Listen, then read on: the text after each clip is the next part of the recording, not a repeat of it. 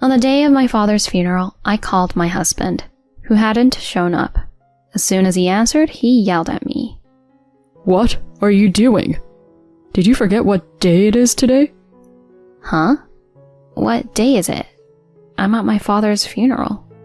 What about you? What are you doing? Funeral? Did you forget? Today is my mom's birthday. Hurry up, buy some premium champagne, and come home. Frustrated by my husband prioritizing his mother over my father's funeral, I reached my limit. Despite boiling anger, I took a deep breath to calm down. I turned on the speakerphone on my smartphone to let everyone hear our conversation with my husband. My name is Emma. I lost my mother a few years ago and now live with my father. I met Oliver through a friend at that time. He, unlike me, lost his father a few years ago and lives with his mother. With such common ground, Oliver and I quickly became close. He always reserved lovely restaurants for our dates and took care of me perfectly. I was increasingly drawn to dependable Oliver. On one of our dates, he proposed at an upscale French restaurant. Delighted, I agreed to marry him, and we set up a new home close to his mother's place. I was excited about this newlywed life. However, it was far from what I had envisioned. Despite being newlyweds, Oliver wanted to go to his mother's home every weekend and showed no interest in spending time alone as a couple. Moreover, Oliver and his mother had an unusually close relationship. One day, when we returned to his mother's house, something happened. Mom, I'm home. Oliver, I've been waiting. Did you work hard this week? Yeah, exhausted. I missed your cooking, Mom. Well, Oliver, it seems you can only feel energetic with my cooking. Oliver's mother fusses over him like a child, and he seems genuinely pleased. The two behave as if I'm not even there. Trying to join the conversation, I head to the kitchen to help Oliver's mother. As I search for a topic, I notice the dressing on the table. Oh, this dressing is the same as the one Oliver and I saw at the restaurant where we had our first date. What a coincidence. Then, Oliver's mother looks slightly proud. That restaurant was good, wasn't it? If you're targeting a girl, invite her here. I chose it. Huh? That restaurant is close to a cafe, and the route to see the night view after the cafe is perfect. Well, it may not match the upscale French restaurant where he proposed, but it added a special touch to the proposal, don't you think? Wait, did you plan all the dates he took me on? My mother-in-law puffed up her nose with pride. Yes, exactly. Wasn't it the best date plan? I'm not particularly fond of you, but if it's what Oliver wants, I'll cooperate. As I was shocked by my mother-in-law's words, Oliver appeared in the kitchen. Mom, are you still here? I'm starving. Oh, sorry about that. I was telling Emma about the restaurant I told you about. Even though the secret is out that his mother planned all our dates, Oliver remains unfazed and smiles at his mother. Really, Mom? Your choice of restaurants is always spot on. I can trust you, without a doubt. You have a demanding job, so you don't want to waste time choosing restaurants for dates. Naturally, he stayed at his mother's home that day. In the end, Oliver and I returned home late on Sunday night. Once home, I voiced my dissatisfaction to Oliver.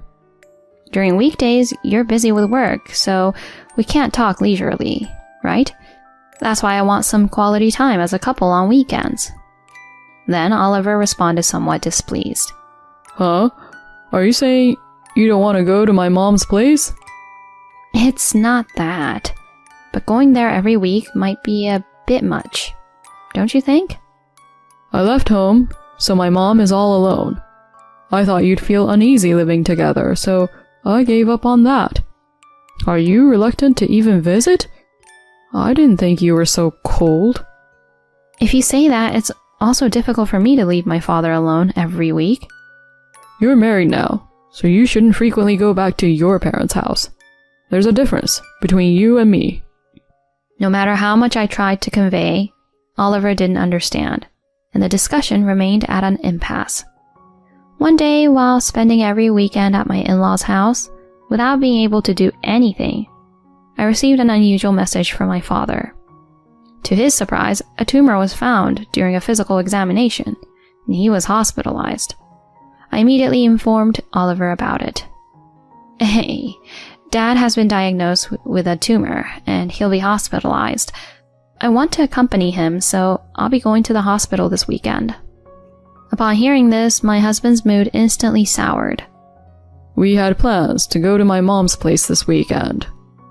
Even if you say that, the situation is what it is, so there's nothing we can do. Fine. Then, I'll go to my mother's house alone this weekend. In return, make sure you prepare for my mom's birthday party next month.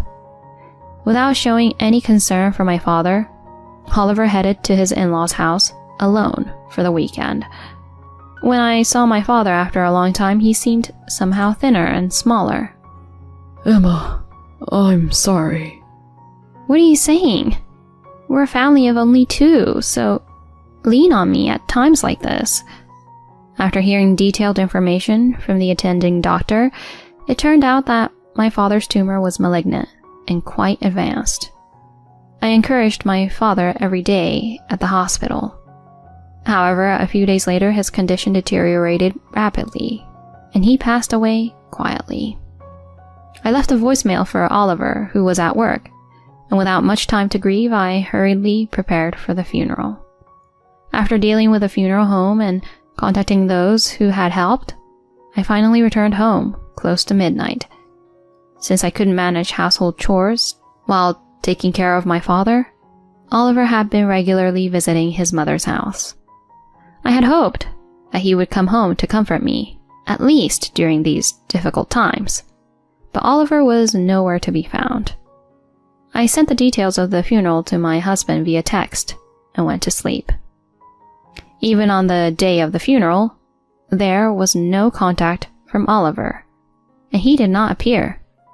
On the other hand, with many responsibilities as the only family member, I had no room to worry about my husband. Eventually, by the time attendees started arriving, there was still no sign of Oliver. At that moment, one of the attendees approached me. Emma, it's been a while. Kent, thank you for your continued support. I appreciate you coming all this way today. Kent is an old friend of my father's. Well, I'm truly sorry about your dad. Since I'm here, I'd like to greet Oliver, your husband. I tried to contact Oliver, looking at my phone. To my surprise, there was an aggressive call from him. I'm sorry, my husband hasn't arrived yet. I'll make a quick call. There might be something wrong. Apologizing to Kent, I hurriedly made the call, and Oliver answered, yelling at me. What the hell are you doing? Did you forget what day it is today? Huh? What day is it? It's my father's funeral, so I'm already at the funeral home. What on earth are you doing, Oliver? Funeral? Did you forget today is my mom's birthday? Hurry up, buy a fancy champagne and come home. Frustrated by my husband's prioritizing his mother over my father's funeral, I reached my limit. Despite the boiling anger, I took a deep breath to calm down. Then, I turned on the speaker of my phone, connected to Oliver, so everyone could hear our conversation. Oliver's voice echoed around. Hey, are you listening? How about saying something? Kent, in front of me, widened his eyes at Oliver's voice. Other attendees gathered, sensing something was wrong. With the speaker on, I responded to Oliver. I'm sorry. I don't quite understand what you're saying. What exactly do you want from me? I already told you earlier. I said, buy a high-class champagne for my mom's birthday party. That's impossible. You do realize today is my father's funeral, don't you? So what? Today is my mom's once-a-year birthday. Who cares about someone who's not even in this world anymore? Take care of my living mom instead. A special day. I can't think of anything more important than my father's funeral. Can you? What? You're already married to this family. Do you really think you're allowed to put your own family first? Like that? The attendees were stunned by Oliver's words. I fell silent and he continued to curse at me. To begin with, I hated that you went to the hospital to take care of your father. Even though I let you go to the hospital with the promise of properly preparing for my mom's birthday, you're such an ungrateful person. If it weren't for the timing, I would have properly prepared for your mother's birthday party too. But right after my father passed away, I can't possibly celebrate. Oliver let out a heavy sigh on the phone. Your old man dying right before my mom's birthday is such a hassle. Ugh. Enough already. Talking to you won't get us anywhere. I was a fool to rely on you. Today, my mom and I will celebrate her birthday. Just the two of us. Saying that, Oliver unilaterally hung up the phone. I immediately turned to Kent. I'm sorry. It seems my husband won't be coming after all. I see. Emma, you must be going through a lot. If you encounter any problems, feel free to consult with me. Kent kindly offered words of comfort to me. The attendees also directed sympathetic looks my way. After greeting Kent and the attendees, I returned to the funeral preparations, successfully concluding the funeral without any hitches. Exhausted upon returning home, my husband was still absent. I made up my mind to completely sever ties with Oliver and went to sleep. The next night, when Oliver returned home, he was clearly irritated. Hey, I'm back. Aren't you going to greet your husband? As irritating as it was to even talk to him, I couldn't help but ask due to his unusual behavior. What's going on? Why are you so frustrated? Oliver complained to me, looking annoyed. Nothing's going on. I got suddenly transferred from sales to warehouse duty today. Ah, about that. Without showing any surprise, I responded, earning a skeptical look from my husband. What's with that? You're talking like you knew it would happen. Well, I did. But I didn't expect the results to come out this quickly. My words left Oliver wide-eyed. Did you do something? No way someone like you can interfere with the personnel decisions of a big company like ours. I wasn't the one who proposed it. Then, who the hell interfered? Kent did. Kent? Who's that? Oh my. Don't you even know the name of your company's executives? Wait, Kent? You mean the executive? How do you know about the executive? Kent is an old friend of my father. It seems my father informed you about my husband working in the same company, and he wanted to greet you during the funeral. Talking directly with the executive? Hey, set up another meeting with the executive. I don't know how this misunderstanding happened, but if I talk to the executive, I'm sure we can get this unjust transfer revoked. I think it's useless. Just do it. You know the contact, right? Call the executive right away.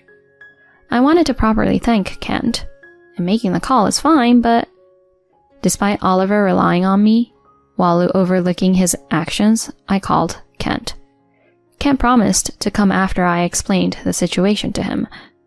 The next day, when Kent arrived, Oliver clearly exhibited a fawning attitude.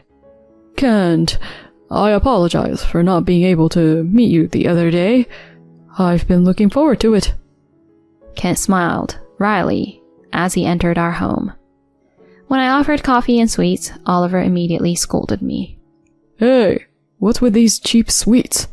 Didn't you buy them from the store my mother recommended? These are the sweets my father loved. I wanted Kent, who came to visit us, to feel nostalgic. I don't care about that. Just do as my mother says, and you can't go wrong. Kent intervened to soothe us. He always loved these sweets. How nostalgic. I'll take one. Saying so, Kent took a bite of the sweets, and Oliver praised him excessively. As expected of Kent. Even if you're served cheap sweets, you're so broad-minded that you won't be offended. Feeling a bit fed up with the obvious flattery, Kent asked Oliver with a slightly irritated tone. So, what's the matter you wanted to discuss? Prompted by the question, Oliver leaned forward in his seat. Regarding the recent personnel change, I thought there might be a misunderstanding. I don't think it's right to transfer a capable salesman like me to the shadows of the warehouse. A misunderstanding? I don't know what my wife told you, but please, don't take a housewife's playful words seriously. There should be no reason for me to be transferred to a windowless department. Hearing this, Kent let out a deep sigh. I haven't heard anything from her. The reason for this personnel change is entirely based on your own actions. What do you mean by my actions? We shouldn't put people in business who don't have the common sense to show up at their father-in-law's funerals. That's what we decided. Upon hearing that, Oliver hastily began to justify himself. That's not it. My mother wasn't feeling well, and I couldn't leave my parents' house no matter what. Oliver's desperate excuse made Kent furrow his brows. That's completely different from what I heard. I told you, don't take my wife's story seriously. No. What I heard was the conversation over the phone with you. On that day, you said on the phone that you couldn't come because there was a birthday celebration for your mother. Why was she... Oliver suddenly turned pale. When you and your wife were on the phone, I was also present. Thanks to her putting the phone on speaker, I was there during the call, even during the funeral service, where everyone heard your insults. Also the reason why you didn't attend your father-in-law's funeral. I thought that when I was invited to your house this time, I could hear words of reflection from you, but as soon as you opened your mouth, it was just lies to protect yourself. It seems my decision to remove you from sales was the right one. Wait a minute. Panicking, Oliver clung to me this time. Emma, please, say something too. If I'm removed from sales now, I'll be off the promotion track. If I can't get a promotion and my salary decreases, you'll be in trouble too, won't you? I coldly replied to him. Huh? I won't be in trouble at all. Your life is at stake. No, it's not. Whether you succeed or not, my life won't change at all. I have no intention of staying married to you any longer. In response to his plea, I handed him the divorce papers. I'm getting a divorce from you. Oliver laughed at my statement. Divorce? How's a housewife like you going to live if you divorce me? No need to worry. I've already decided on my next job and house. Kent kindly introduced me to a real estate agency that he's familiar with, and they also offered me a job. What did you say? Finally, my husband seemed to understand that I was serious. Kent supported me in this situation. I won't allow any hesitation or reluctance about divorce at this point. To prevent the situation from getting worse, I recommend signing the documents right here. But Kent? Is there still something else? Fine. Under Kent's pressure, Oliver signed the documents. He sat in a daze on the chair. After seeing off Kent, I left the house with the divorce papers and my belongings. Oliver reportedly left the house right after I did and returned to his parents' home. It was only natural since he couldn't handle household chores on his own. When his mother found out that he was demoted to warehouse duty, she was furious. She suggested that he quit the current job and seek employment at a bigger company. Driven by his mother's persuasion, Oliver submitted his resignation and started job hunting. However, getting a job at a major corporation turned out to be challenging. In the end, there wasn't a big company that would hire Oliver. He ended up unemployed, relying on his mother's pension for a living. Oliver's situation has left his mother feeling angry and disappointed. They seem to live a twisted life, each blaming the other, saying it's your fault. On the other hand, I have been thriving in the job Kent introduced me to the point where a promotion seems possible now. My father's former subordinate has become a good confidant, and I'm even contemplating getting remarried to him. I would cherish the connection my father established and continue to do my best in the future. That's the pledge I made in my heart.